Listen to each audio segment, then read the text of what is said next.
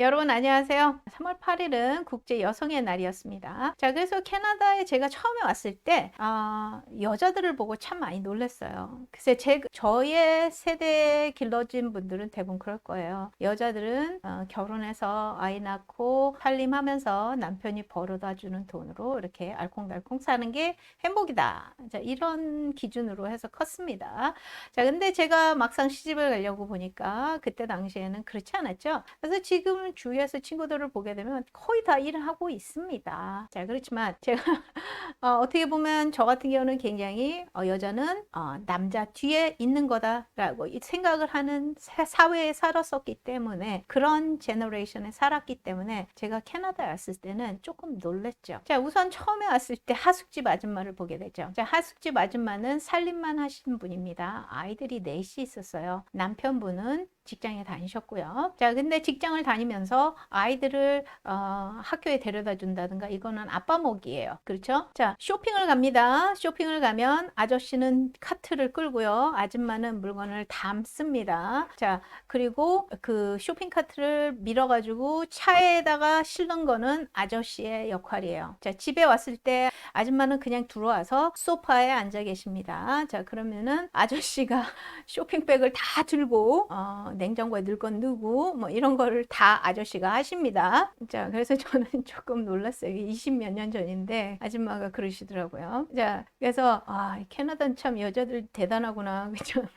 가정주부인데도 이 열심히 일하고 온 남편이 그걸 다 하십니다. 그래서 좀 충격을 받았고요. 자, 그러면서 제가 이제 아줌마한테 여쭤봤어요. 참 캐나다 여자들 편하다. 뭐 설거지는 식기세척기가 해주지, 빨래는 세탁기가 해주지, 만료까지 주지. 자, 그러니까 그 아줌마가 하시는 말씀이 이거였습니다. 뭐 설거지를 하는데 접시가 자기가 걸어서 들어가냐는 거예요. 그것도 일이라는 거예요. 그래서 속으로 참 캐나다 여자들 게을르다 이렇게 생각을 했는데 저도 이제는 그렇게 생각을 합니다. 20년이 지났으니까요.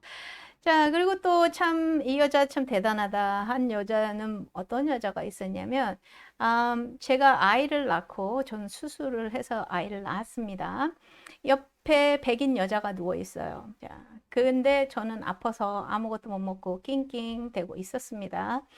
근데 이 아줌마는 간호사한테 얼음 꽉꽉 채운 주스를 달라고 그러더라고요. 벌컥벌컥 마셔요. 그러면 얼음을 아그작아그작 씹어 먹습니다. 아주 저렇게 하면 이빨이 다 나갈 텐데 저 한국에서 절대 못하게 하는데 저 아줌마는 저렇게 하고 있구나. 수술이 끝나고 하루가 지난 날인데 샤워실에서 샤워를 하면서 저한테 하는 얘기가 그거예요.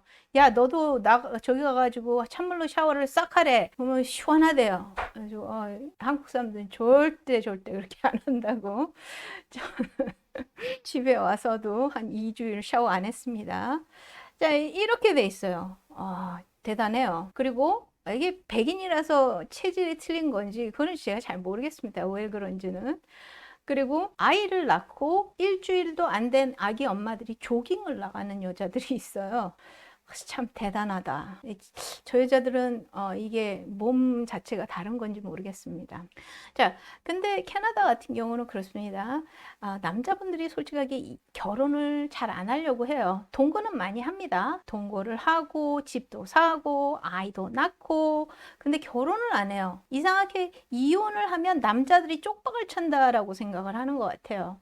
자, 근데 또 캐나다 법정이 그렇습니다.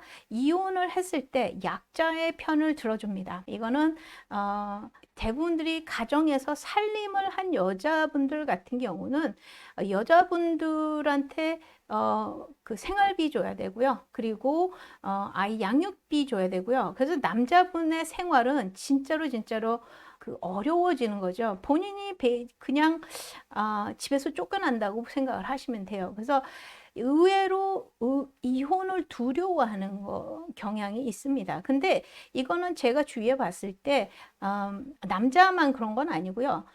여자가 힘이 있으면 또 남자분들이 또 그렇게 보호를 받습니다. 그런 케이스도 또 봤고요. 그래서 이거는 캐나다 법정은 약자를 보호를 해줍니다. 그래서 여자가 돈을 잘 벌으면 남자가 보호를 받고요. 남자가 돈을 잘 벌으면 여자가 보호를 받고요. 자, 이런 상황이 됩니다. 자, 그리고 또 캐나다에서 제가 조금 놀란 거는 뭐였냐면요. 여자들은 직업이 굉장히 좋아요. 근데 남자분들은 또 의외로 아닌 경우도 많습니다. 그래서 제가 아는 베이에서 BP까지 하셨던 여자분이 계세요. 자, 캐나다에서 BP 정도다 그러면 돈을 굉장히 잘 버는 그런 입장에 있는 여자분입니다. 근데 남편분 같은 경우는 그냥 콘크리트 스페셜리스트예요. 그래서 몸으로 일을 하시는 분이죠. 그래도 그게 뭐 이렇게 여자분들한테 내 남편이 이런 일을 한다 해가지고 뭐 이렇게 주눅이 든다든가 뭐 이렇지 않습니다. 굳이 막 남편의 직업을 보면서 이렇게 결혼을 하지는 않는 것 같아요. 그래서 자기가 좋아하는 사람이면 결혼을 한다 이렇게 당당하게 얘기를 하더라고요. 멋있어. 어쨌든 의외로 여성분들이 자리가 높은 사람들이 꽤 많이 있습니다. 그러면 제가 생각했을 때 캐나다는 여성의 권리가 많이 높아져 있는 나라예요. 근데 이게 캐나다가 항상 그랬느냐? 그렇지 않습니다. 캐나다 이제 저희 시어머니 얘기를 들어보면 남자와 여자가 한 직장에 있으면 여자가 잘리는 시대가 있었습니다. 캐나다도. 그게 저희 시어머니 세대고요. 캐나다가 아무래도 한국보다는 조금 먼저 여성의 권리를 주장을 하고 여성의 권력이 좀 올라가 있는 그런 상황에 이제 제가 왔었었고요. 캐나다에서 그 부부가 생활을 하는 모습은 이렇습니다. 너도 벌고 나도 벌고 그래서 반반해서 너도 애 보고 나도 애 보고 이렇게 생각을 합니다. 여성의 권리가 신장이 되는 것이 법하고 어떤 관련이 있느냐. 자, 한 예를 드리겠습니다. 한국에서는 호족이라는 법이 있어요. 자, 호족법 얼마 전에 바뀌었죠. 자, 그래서 제가 봤을 땐 그래요. 그거는 남성과 여성을 차별을 하는 법이었다. 자, 그 이유가 뭘까요? 여자가 자기 스스로 아이를 낳을 수가 없었죠. 왜냐하면 여자는 남자 밑에 들어가 있는데, 그렇죠? 자, 내가 혼자 아이를 낳으면 우리 아빠 호적에 들어가 있거나 아니면 내 남편의 호적에 들어가 있어야 됩니다. 자, 이게 불합리한 점이 굉장히 많이 있죠. 자, 지금 현재는 여자 스스로 내가 혼자 아이를 키울 수 있는 상황인데도 불구하고 이런 법 때문에 여성분들이 혼자 아이를 낳을 수 없는 상황이었었죠. 자, 근데 캐나다 법은 어떨까요? 자, 캐나다 법은 어떻게 되냐면 아이가 혼자 있습니다. 아이가 있으면 그 밑으로 엄마가 누구, 아빠가 누구. 자, 이렇게 씁니다. 출생증명에. 자, 이게 어떻게 한국 법하고 다를까요? 자, 예를 들면 한국은 내 마누라가 바람을 폈어요. 근데 아직까지 법적으로는 내 마누라예요. 근데 이 여자가 다른 남자의 아이를 낳았습니다. 자, 근데 내 아이가 아닌 아이가 내 호적에 올라가 있죠. 자, 이렇게 되는 겁니다. 한국 법은. 자, 그러나 캐나다는 어떤 법이 있냐면 아이가 중심이고 아직까지 이혼을 안 했지만 다른 남자와 아이를 낳은 사람이 있죠. 자, 누가 아빠냐? 그 진짜 아빠가 그냥 그 아이의 아빠로 남아 있는 거죠. 자, 이런 법에 약간의 차이, 자, 이런 게 있습니다.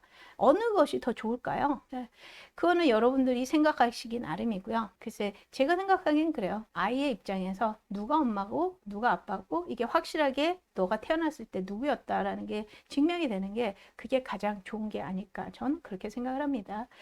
자, 남자분들 같은 경우는 이게 불편할 수도 있다고 생각을 해요. 그렇지만 저는 이렇게 생각을 합니다. 한국의 남자분들은 참 힘들게 사십니다.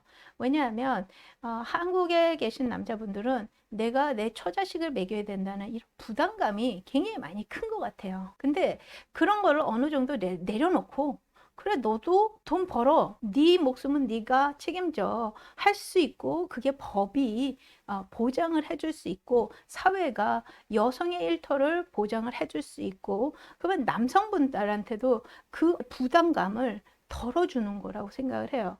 그래서 여성과 남성이 같이 손을 잡고 나갈 수 있는 사회가 좋은 사회가 아닐까, 저는 이런 생각을 하면서 자, 오늘은 여기까지 하겠습니다. 감사합니다.